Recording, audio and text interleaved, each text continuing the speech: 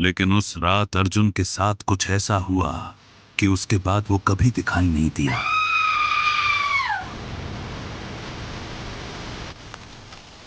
रात के करीब 12 बज रहे थे। आसमान में काले बादल गरज रहे थे। ठंडी हवाएं वीरान मैदानों से होकर गुजर रही थीं। दूर दूर तक केवल अंधेरा था। उस सुनसान इलाके में एक पुरानी रेलवे पटरी थी, जिसके बारे में आसपास के गांवों में अजीब कहानियां सुनाई जाती थीं। उसी रात इंजीनियर अर्जुन अपनी गाड़ी से शहर लौट रहा था। वह पढ़ा लिखा और समझदार इंसान था। भूत प्रेत जैसी बातों पर उसका कभी विश्वास नहीं रहा। उसके लिए हर घटना के पीछे कोई न कोई वैज्ञानिक कारण होता था। लेकिन उस रात उसकी जिंदगी बदलने वाली थी। जैसे ही उसकी गाड़ी रेलवे क्रॉसिंग के पास पहुंची, इंजन अचानक बंद हो गया। अर्जुन ने कई बार गाड़ी स्टार्ट करने की कोशिश की, लेकिन इंजन ने जवाब दे दिया। चारों तरफ गहरा सन्नाटा था। तभी उसकी नजर दूर पटरियों के पास खड़ी एक औरत पर पड़ी। उसने सफेद साड़ी पहन रखी थी। उसके लंबे बाल चेहरे पर बिखरे हुए थे। वह बिल्कुल स्थिर खड़ी थी, जैसे किसी का इंतजार कर रही हो। अर्जुन को लगा शायद कोई राह भटक गया है। वह धीरे धीरे उसकी तरफ बढ़ा, लेकिन जैसे जैसे वो पास पहुंच रहा था, उसके शरीर में एक अजीब सी बेचैनी बढ़ती जा रही थी। अचानक वह औरत चलने लगी। उसके कदम बेहद धीमे थे। वह सीधा रेलवे पटरी की तरफ जा रही थी। अर्जुन ने जोर से आवाज लगाई, सुनिए, वहां मत जाइए। लेकिन उसने कोई जवाब नहीं दिया। तभी दूर से ट्रेन की सीटी सुनाई दी। आवाज हर पल करीब आ रही थी। अर्जुन घबरा गया। वह दौड़ता हुआ उस औरत के पास पहुंचा और उसका हाथ पकड़ने की कोशिश की, लेकिन अगले ही पल उसकी सांसें थम गईं। उसका हाथ उस औरत के शरीर के आर पार निकल गया। अर्जुन डर के मारे पीछे गिर पड़ा। उसका दिल तेजी से धड़कने लगा। औरत धीरे धीरे उसकी तरफ मुड़ी। उसका चेहरा देखकर अर्जुन की चीख निकल गई। चेहरे का आधा हिस्सा जला हुआ था। आंखें पूरी सफेद थीं और होठों के किनारों से काले रंग का खून बह रहा था। वह टूटी हुई आवाज में बोली, मुझे इंसाफ चाहिए। इतना कहकर वह धुंध में गायब हो गई। अगली सुबह वो पास के गांव पहुंचा और रेलवे पटरी के बारे में पूछताछ करने लगा। पहले तो कोई कुछ नहीं बोला, लेकिन जब उसने ज्यादा जोर दिया, तब एक बूढ़े आदमी ने उसे एक पुरानी कहानी सुनाई। करीब 50 साल पहले उसी इलाके में सावित्री नाम की एक महिला रहती थी। वह बहुत सीधी और नेक थी, लेकिन उसका पति बेहद लालची था। उसे अपनी पत्नी से नहीं, उसकी जमीन और पैसों से प्यार था।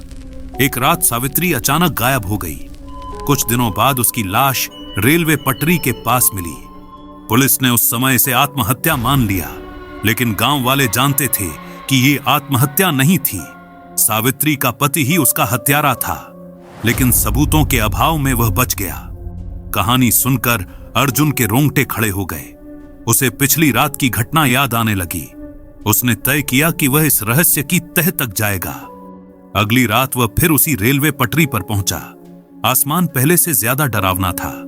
चारों तरफ घनी धुंध फैली हुई थी। हवा में अजीब सी सड़ांत थी।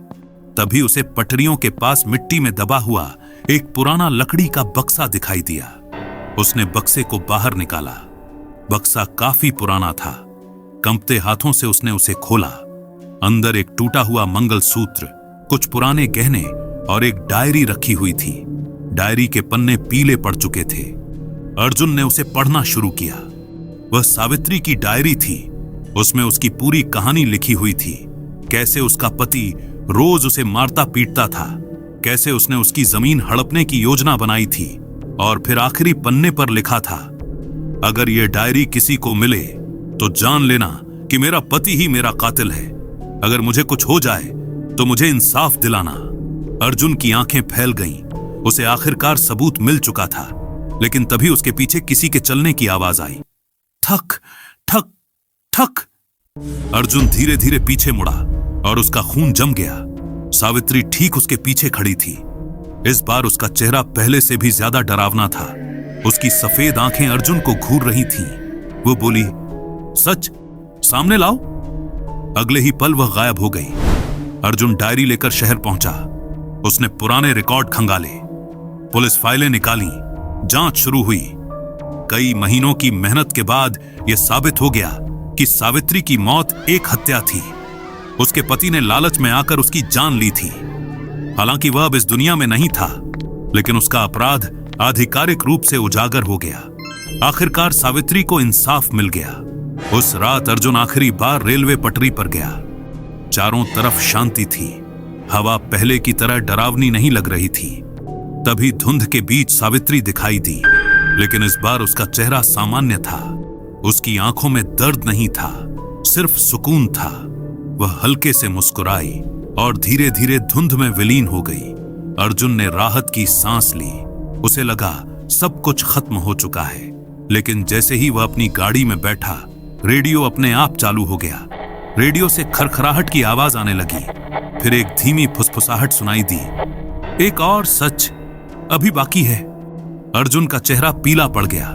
उसने तुरंत पीछे लगे शीशे में देखा और वहां पिछली सीट पर सफेद आंखों वाली एक दूसरी औरत बैठी थी। उसके चेहरे पर एक भयानक मुस्कान थी और अगले ही पल पूरी गाड़ी अंधेरे में डूब गई। उस रात के बाद अर्जुन कभी दिखाई नहीं दिया।